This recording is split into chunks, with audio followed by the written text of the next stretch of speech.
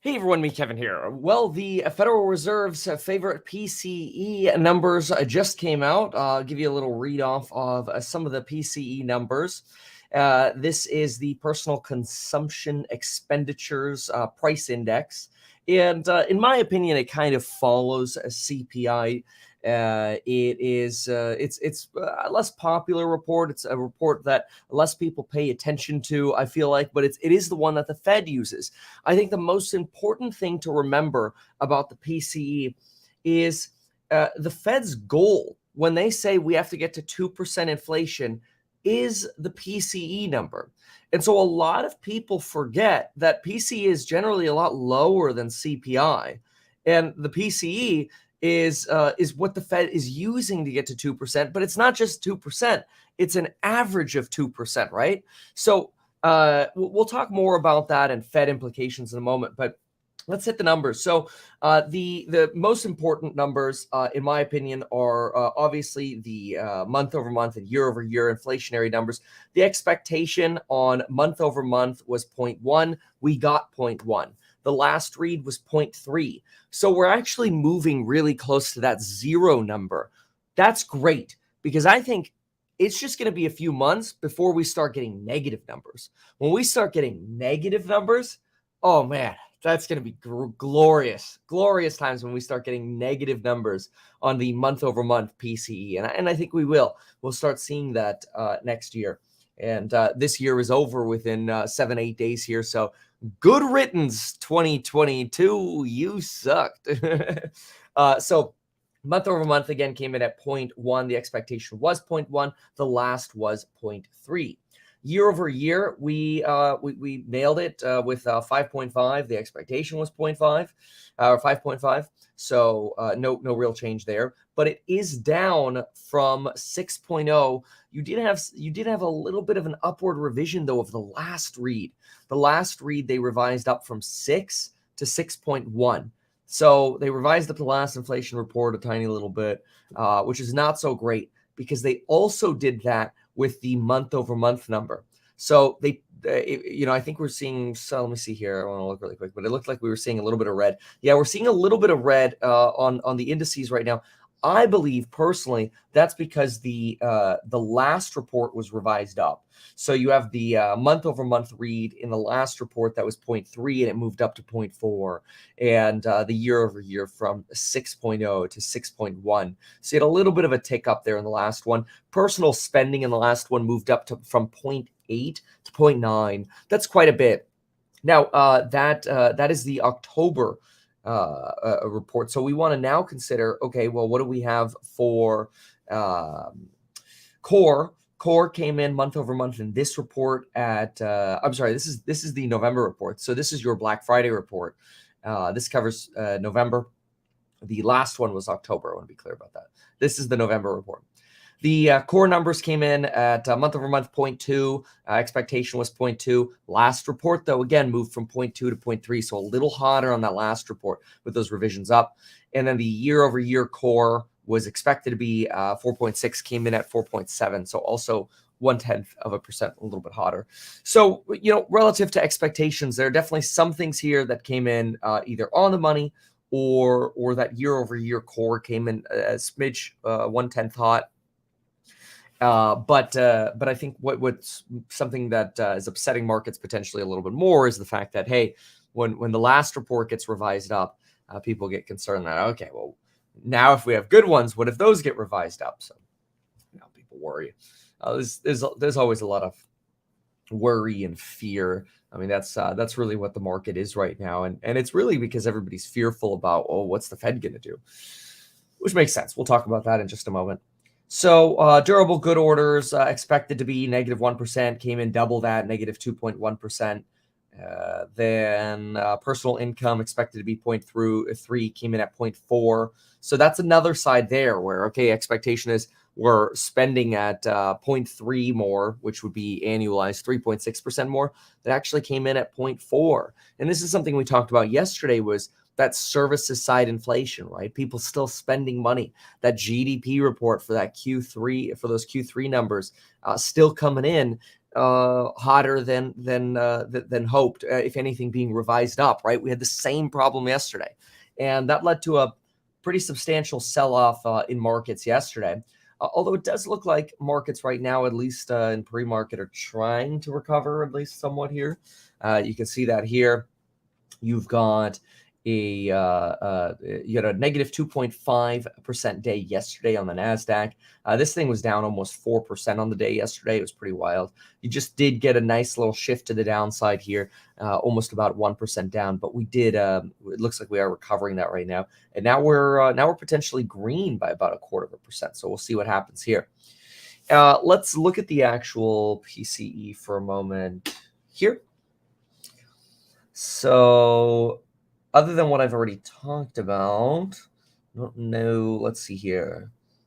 Yeah. See, well, hold on a second. Okay, that's actually, let's see here. Hold on a second. Personal income. Okay, here. The $19.8 billion increase in current dollar PCE November reflected an increase of $79.2 billion in spending for services. That was partially offset by $59.5 billion decrease in goods. See, this is, again, one of those things where we look and the Fed says, look, we got to get that services spending down. And right now we're just not getting that services spending done. But then again, that's also because, our economy is not totally dead. It's like, how far does the Fed really actually want to drive us into the hole? So far it seems like they're a little aggressive and they want to go pretty deep. We'll talk a little bit about Fed reaction here in just a moment and what I think they might be up to. So, all right, then we've got, I realized I never did a thumbnail for this. So let me do that really quick. And then I want to talk Fed reaction here. Hold on. There we go. See, you have to do the inhale. That's if you ever do YouTube thumbnails, it's all about the inhale for the shock face. Okay. I love it also when people are like, you shouldn't have shock faces, and I'm like, all right, let's tell TMZ no more exciting articles on the headlines, and every newspaper is not allowed to have a good leading story. It's all right. They're not in media. They don't know. Within services, the largest contributor to the increase was spending on housing. So this is actually, in my opinion, a good thing. Okay, if the report has its largest increase on housing, we know that housing is starting to deflate substantially. So that's actually a good thing. I'm happy about that. If this was outside of housing, it'd be a little bit more problematic because housing, at least measured via rental inflation, is expected to be plummeting. Federal Reserve just did a report on exactly that. I'll pull that up quickly. But Feds also realized they're counting numbers wrong when it comes to jobs. Finally, the Philadelphia Fed woke up to that. But if you take a look here on this chart, you could see it here. This is the Fed's new measure for trying to measure rental inflation, and sort of the pink line that I highlighted there is your indicator of falling rental inflation. So they're definitely aware that rental inflation is coming down, which is a very good thing. So okay, going back here for a moment. All right, what do we got? So then within goods, spending on new motor vehicles, mainly light new trucks, was the leading contributor to the decrease. Yeah, this is something critical as well, as that autos in a recession are something that people spend less on. Now, I've always had the belief that as long as YouTube can still, not YouTube, as long as Tesla can still sell it's all of the vehicles that it produces, maybe it could be somewhat recession insulated. But that's from an EPS count.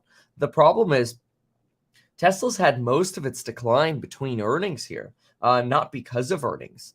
And I believe that's mostly because of Twitter drama and nonsense and some of Elon's politics.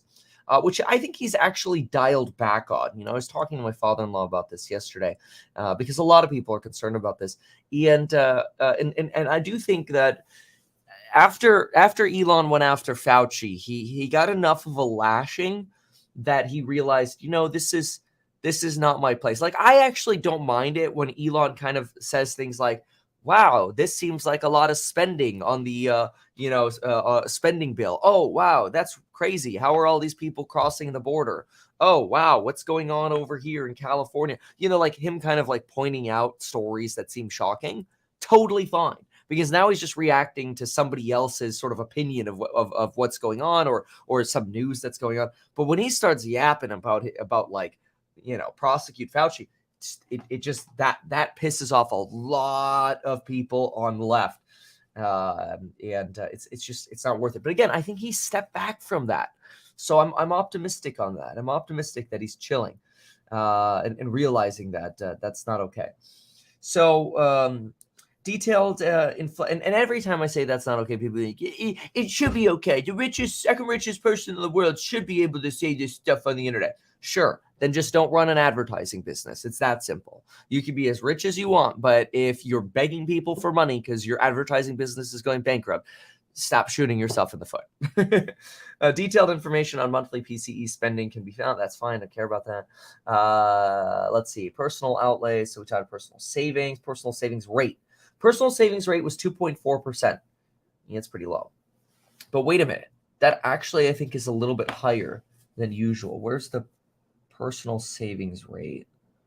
Personal savings rate. Personal savings. Let me see if I have it on my tables here.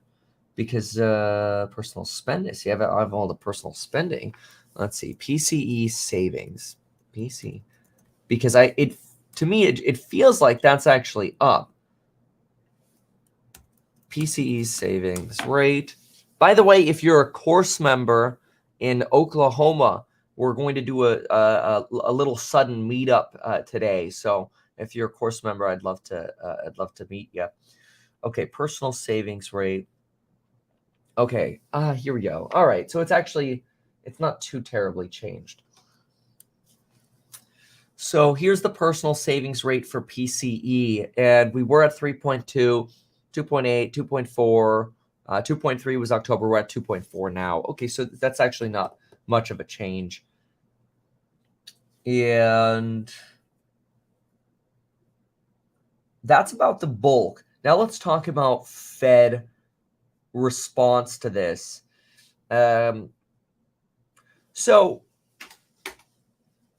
based on the last Federal Reserve report, I would expect that the Fed looks at this data and says, yeah, pretty much in line. It's not shockingly lower than expectations. It's kind of at expectations, and in some cases, it's a little bit higher.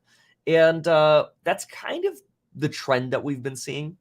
The problem is the Federal Reserve really has this belief now that they kind of need to keep their boot on our neck for a little longer than I think markets really thought was necessary, and that's why we've seen this kind of rough sell down in the last few days. This report did just tick inflation break-evens up fractionally, which is unfortunate because it just shows that, again, these kind of reports reiterate inflation expectations being roughly stable, which we don't want. We really want to see those inflation expectations fall. The more these inflation expectations are stable, the more pain we potentially face in markets. Now, it's also worth noting that, the Federal Reserve's next summary of economic projections doesn't come out until March 22nd. I think you want to mark your calendar for that. Like, I think the Feb 1 meeting is not going to be as important. I don't know. I wouldn't be surprised as long as we continue to get these inflationary reports.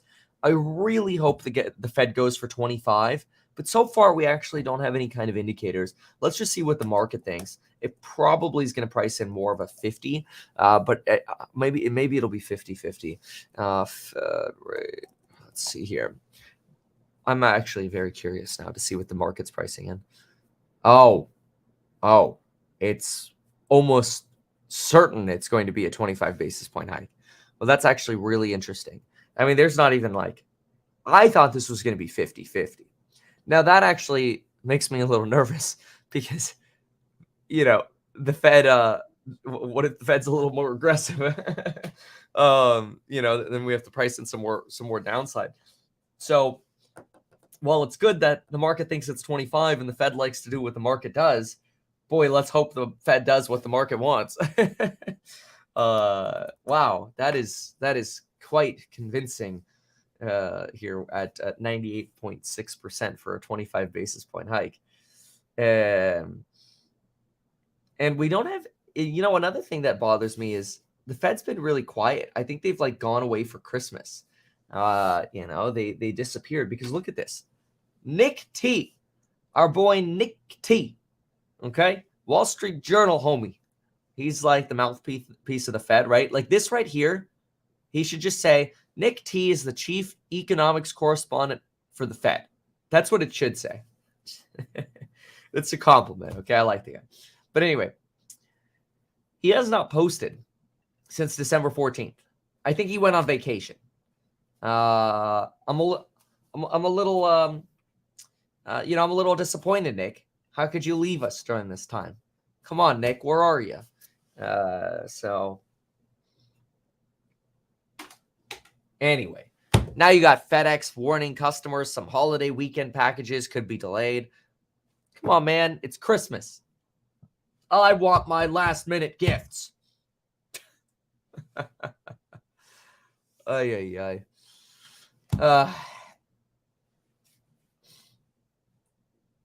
Right. So let's take a brief look at the markets.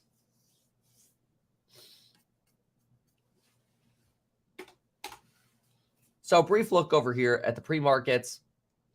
Outlets at 86 cents. Holy moly. 19% up. 7 cents for very good foods. Smile Direct, 5%. But they're sitting at 40 cents. Arcimoto's under $4. There's good old Shift. Oh, man. Well, glad we sold that one a long time ago.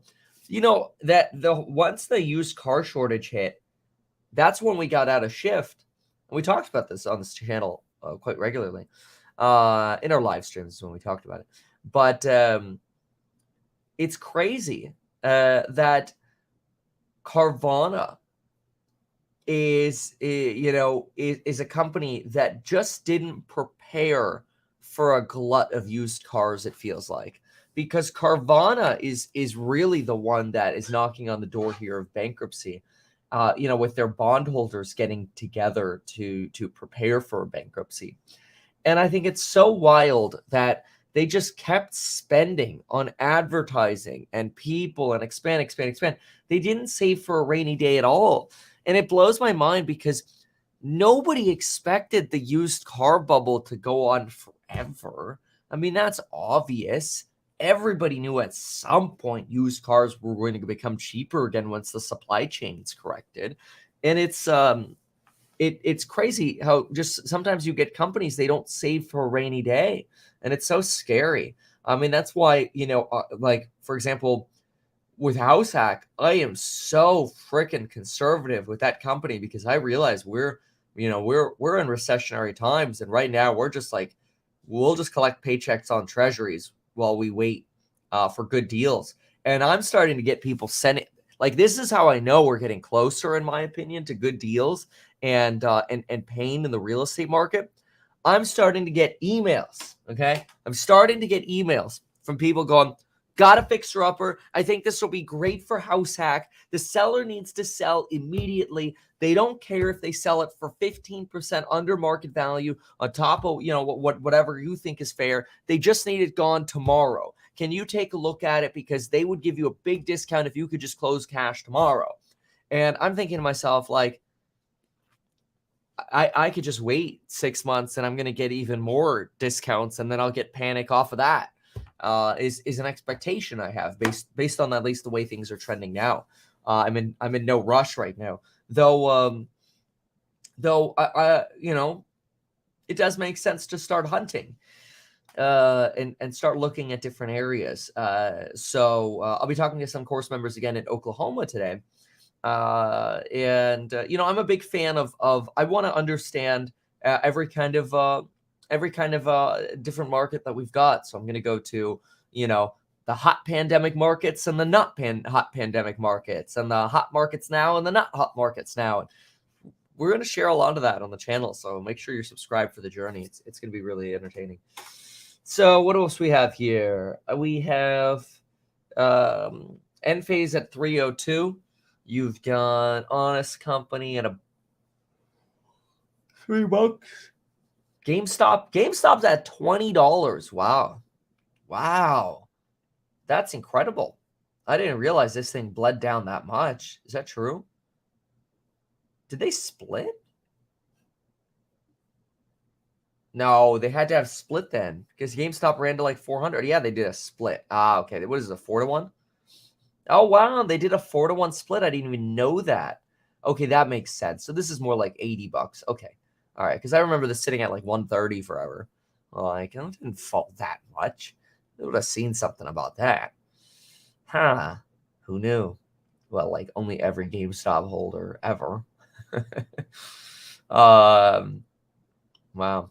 All right, let's move into the downside right now. Next door, AMC, $4. Geo, Bumble, Overstock, Newegg. Here's a firm at $9 for a firm. Lemonade, $14. We did a really good analysis on the InsurTech space in the course member lives. That was fun. Yeah, remember, I regularly like to do fundamental analysis in the course member lives. Sometimes we just do Q&A. Kind of depends on the day. But sometimes we go pretty deep in companies, and they're pretty fun to reference back to as well. So that way even like new course members can come in and go, well, what did Kevin say? And you just look, and it's like, oh, there it is. Qualcomm always used to sit at 140, and now it's sitting at 110. It's remarkable. Look at these on a basis here of market cap for a moment. Let's do, here we go. All right, so you got Apple at 132. Apple been so resilient. Just incredible. Microsoft, 237. Google's under $90. I remember when it fell under 100. And it doesn't seem like Google's really done the layoffs like others. Almost at the bottom again there for Google levels. Doesn't seem like they've done some pairing, although they've it does seem like they've started warning. Here's Tesla, Amazon, JPM, Nvidia, 152. Nice. Yeah, this is a unique time as well to go to look at. Oh, I heard TSMC, by the way, considering a plant in in Europe, which is pretty incredible. But here's a company that along with some of these other chip makers, I think is a great time.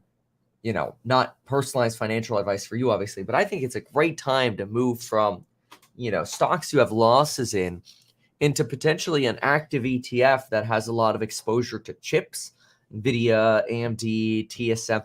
The reason I think that is, people are so bearish on the chip sector, especially, Micron wasn't exactly a great, but Micron barely moved after that. And it shows you when they have a bad, it does look like they ended up moving a little bit more during the day. Oh, with 3.5%. Okay, that's not a big deal. So Micron reported earnings, and everybody's like, oh my gosh, these are terrible. The stock only moved down 3.9%.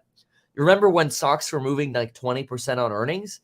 To me, that shows you a lot of the pain's already priced in for the chip makers. And so I think 2023 could be really powerful for chip makers. And I'm really excited to see what 2023 holds. I honestly just can't wait to change the calendar to 2023 because this year's had its craziness. Somebody's asking how accurate are Zestimates. I would not pay any attention to Zestimates in this market, because you probably should look at the Zestimate and realize that's based on old comps, and we're in a declining market. So when you're doing this, I would be less enthusiastic about using Zestimates. Zestimates are fun when the market's doing this, going straight up. Because then often you can beat them. Yeah. An active ETF in your Roth. Yeah, so the benefit of an active ETF, in my opinion, like the tax benefit is really such that you could have, it's almost like having a Roth when it comes to avoiding like capital gains when you trade stocks. It's almost like having that on as many stocks as possible, right? Now, I think that's awesome. But yeah, I mean, if you're already in a Roth, maybe that's what you use your trading for. If you do trading or whatever, if you want to trade and reallocate yourself, if you don't want to, of course, sure. Then active ETFs are nice because you could just throw your money in, set it, forget it, because somebody else is moving around the allocations every so often.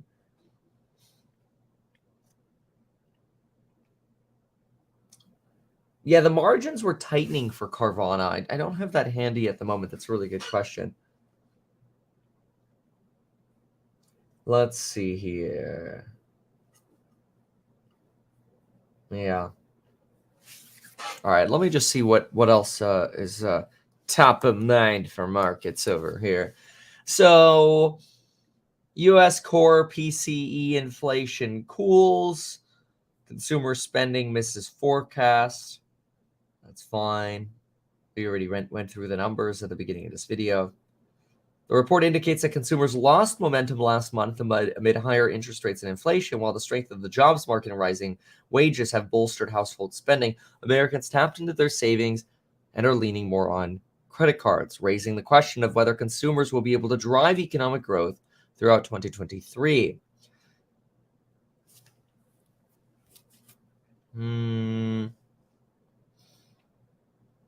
Inflation-adjusted outlays for merchandise dropped 0.6, the worst since February. Yeah. Okay, so that's fine. We covered a lot of this. What else do we have here?